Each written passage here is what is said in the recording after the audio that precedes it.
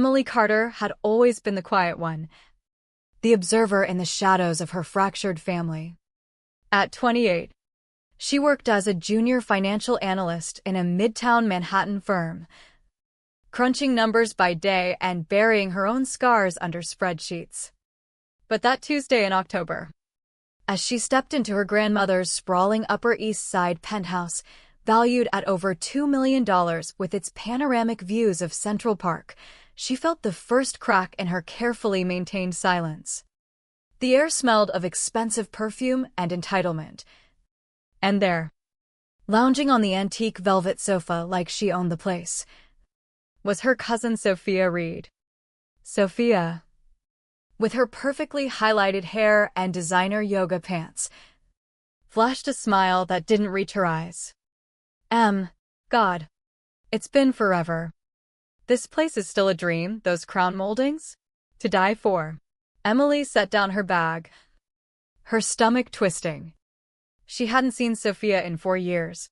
Not since Sophia had ghosted the family after blowing through her trust fund on some failed influencer gig in LA. "What are you doing here, Sophia?" Emily asked, her voice steady but laced with the quiet tension she'd learned to hide since childhood. The penthouse had been Emily's refuge since she was 10.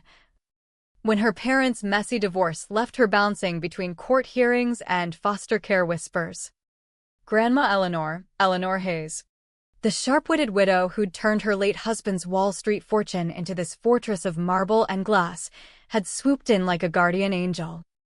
"This is your home now, darling," Eleanor had said, wrapping Emily in a cashmere blanket on that first night.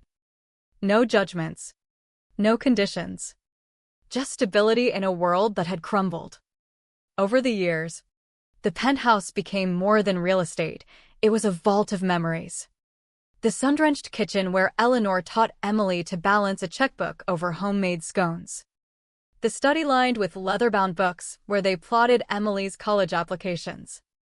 The terrace where they'd sip tea and watch the city lights flicker like distant stars.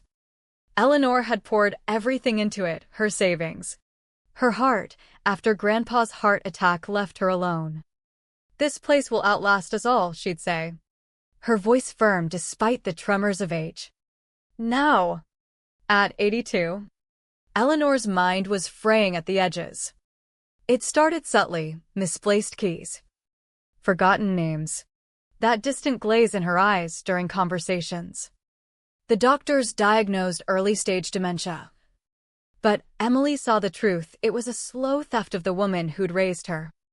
Emily had quit her weekend hobbies to spend evenings here, managing meds, hiring a part-time nurse named Carla, and watching over Eleanor like a silent sentinel.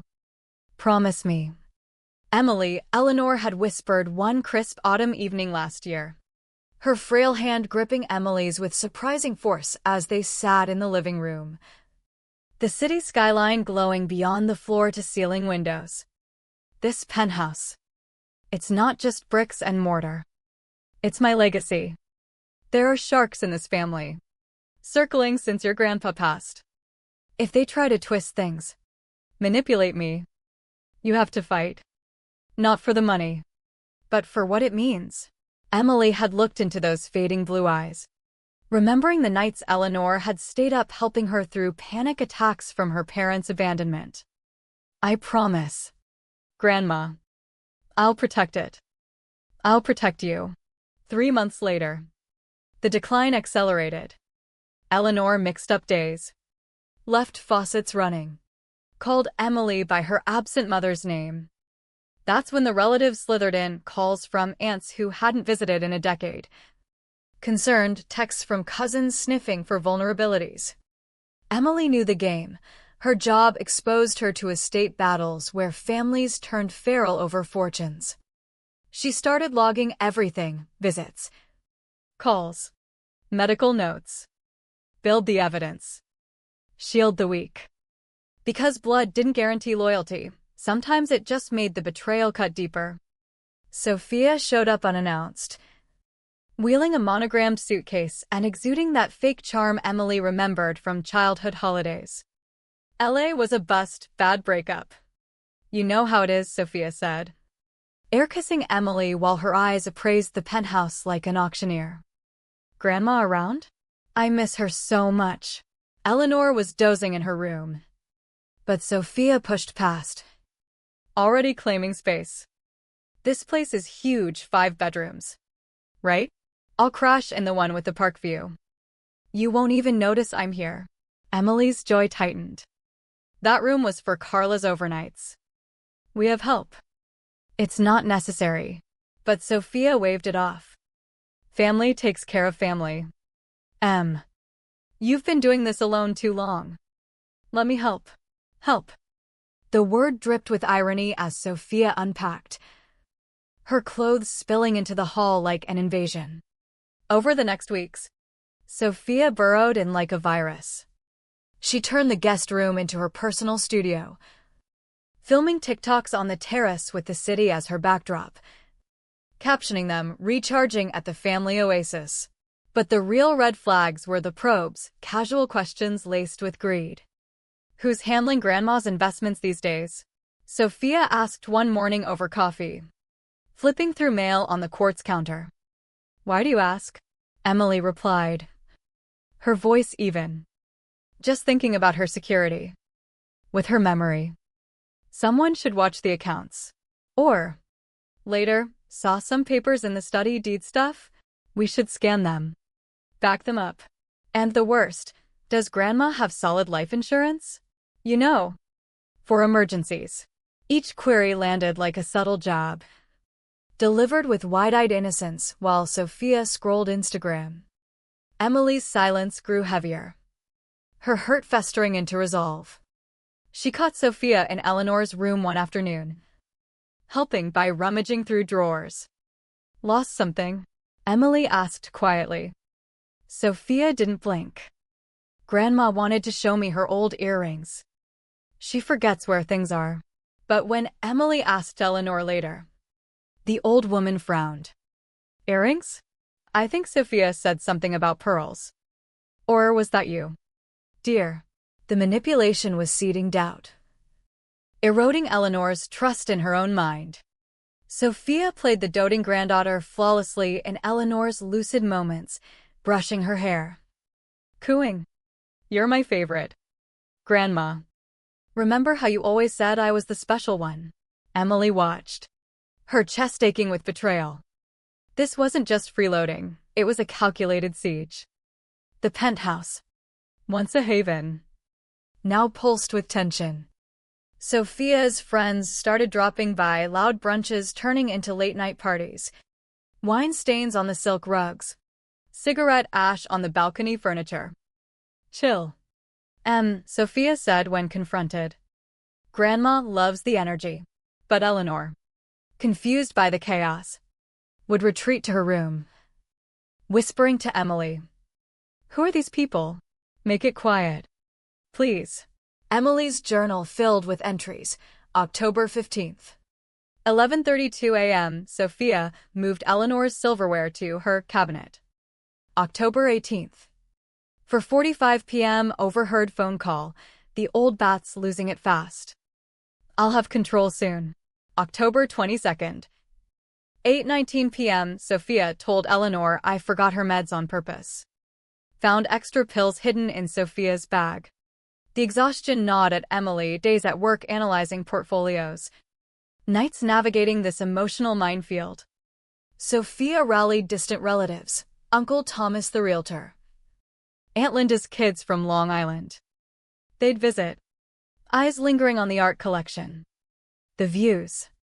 Emily stretched thin, Sophia would say sympathetically.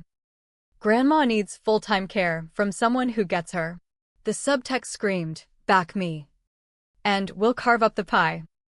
Emily felt the isolation deepen. Her childhood wounds reopening, the abandonment, the invisibility. But silence was her weapon. She let them underestimate her while she built defenses.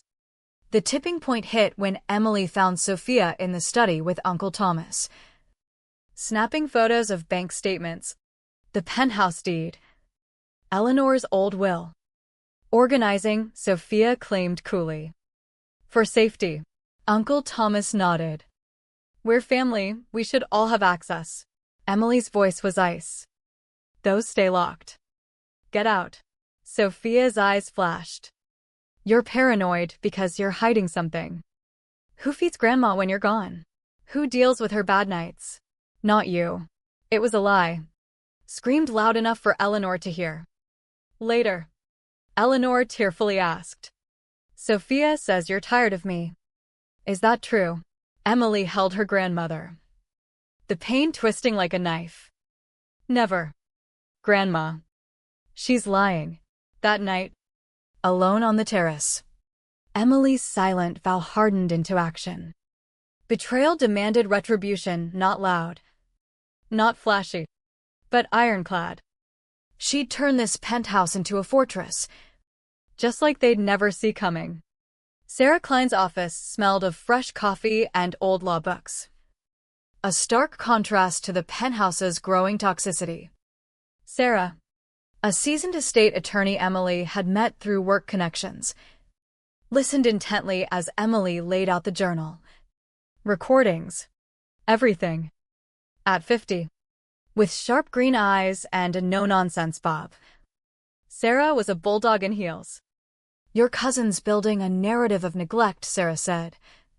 Scanning the evidence. We flip it. Set up a revocable trust, Eleanor as grantor. You as successor trustee. Transfer the deed in. Add a springing POA that kicks in only with medical confirmation of incapacity. Emily nodded, the plan soothing her frayed nerves. Sophia will contest. Sarah smiled thinly. Let her. Trusts avoid probate drama. We'll move fast. Back home. Emily acted. While Sophia was at a networking brunch, she called a locksmith for smart locks on common doors app-controlled. Monitored. Security upgrade, she told Sophia later. Neighborhood burglaries. Sophia's lips thinned. But she said nothing. Next. Discreet cameras in shared spaces. For Grandma's falls, Emily explained. Sophia accused spying. But Emily shrugged. Why worry unless you're hiding? The documents were key. Sarah drafted them in days. Emily chose a clear morning when Sophia was out shopping, Carla and a notary present. These protect your wishes. Grandma, Emily said softly. Eleanor. Lucid that day. Studied her. Sophia whispers you're after my money. Emily's heart ached. She's wrong. I want you safe here. Always. Eleanor's signature wavered but held. The trust locked in. Penthouse shielded. Emily backed up copies everywhere. Safe deposit. Cloud. Sarah's vault. She changed account passwords. Added alerts. Uncovered 2 loan applications in Sophia's name using Eleanor's info. Reported. Documented. The tension simmered. Sophia's probes turning aggressive. Emily felt the damming of emotions. The pressure building toward eruption. The slick lawyer arrived on a rainy Wednesday, briefcase gleaming under the lobby lights. Sophia trailed him. Smug. Emily. Meet Mr. Dalton. He's here for Grandma's updates. Dalton shook her hand limply. Elder law specialist. MS. Reed contacted me about capacity concerns. Emily blocked the hall. Grandma didn't request this. Sophia coaxed Eleanor forward. The old woman disoriented from her nap. Tell them you want changes. Grandma, to make it fair for everyone. Eleanor mumbled. I want peace. Dalton pushed papers. Just sign here. Emily's voice cut sharp. She's impaired, documented. This is abuse. She recorded. Called Sarah. Dalton balked, fleeing as Sarah threatened charges. Sophia's facade cracked. You think you're winning? Alone with Eleanor later. Emily held her as she cried. Why is she so angry? The betrayal burned, fueling Emily's quiet fury. The family council convened Friday. the living room crammed with opportunistic kin. Sophia orchestrated, positioning Eleanor like a prop. Emily's isolating her, spying, stealing control. Accusations flew. Emily countered with evidence, journals, texts where Sophia plotted getting Emily out for our share. Eleanor, overwhelmed, whispered, "I want Emily. She doesn't scare me." The room froze. Sarah arrived, unveiling the trust. All legal, all binding. Chaos erupted. But Emily stood firm. Out. Now. Sophia hissed. This isn't done. But the tide shifted. The vultures scattering. Saturday's dawn brought pounding Sophia with movers. A new locksmith, waving a signed POA from Eleanor's delirious hospital stay. "You're out," she snarled. Emily held the chain. Forged. Hospital records prove incapacity. Sarah and police arrived, Detective Ruiz from Elder Crimes. Criminal fraud. Sophia raged, threatening smears. "I'll expose you drugging her." But evidence buried her footage.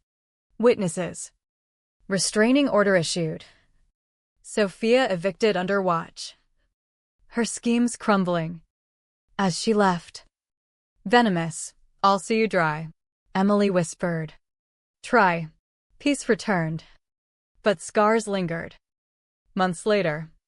Sophia's lawsuit hit, defamation. Eviction claims. Emily countered with everything, recordings. Fraud proofs. In court.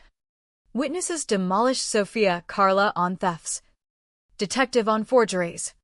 Even Aunt Helen on manipulations. Judge ruled, dismissed. Fees on Sophia. Permanent order. She fled. Broken. On the terrace one golden evening. Eleanor patted Emily's hand.